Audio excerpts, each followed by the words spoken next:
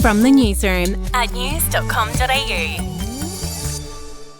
G'day, I'm Andrew Bucklow and this is the latest from the newsroom. It's Thursday the 28th of October. We'll start in Western Australia, and police officers have returned to the campsite where Cleo Smith went missing more than 10 days ago. Police collected ash samples from the site after earlier searching the family's home for a third time.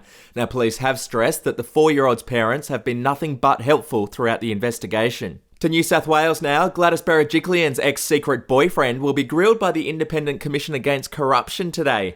ICAC is trying to determine if Miss Berejiklian breached public trust by helping Mr Maguire, a former MP from Wagga Wagga, land cash grants in his electorate. It will be the first time Mr Maguire has spoken publicly since Miss Berejiklian resigned as Premier of New South Wales. In other news, Julian Assange's case was back in court overnight. The United States is appealing a decision from a UK court in January that ruled Mr Assange could not be extradited to the US because he was a suicide risk. The United States has now promised a British judge that any prison sentence given to Assange could be served in Australia. The US wants to get Mr Assange in Washington so he can face charges relating to the WikiLeaks release of 500,000 secret files. To sport now, Adelaide United player Josh Cavallo has become the first Australian footballer to come out as gay while actively playing in the A-League. Here's what he said on the project last night. It's something that I have kept from my family, from my peers, from my friends, and it's a very long journey that I've been fighting personally, and I'm ready to take that next step, and I'm comfortable to be open about my sexuality. The 21-year-old said his teammates embraced him after he shared the news with them. Good on him. Investigators have said it's still too early to say if Alec Baldwin will be charged over the death of cinematographer Helena Hutchins. Miss Hutchins was killed when Baldwin fired a gun on a movie set that he was told didn't have live ammunition inside.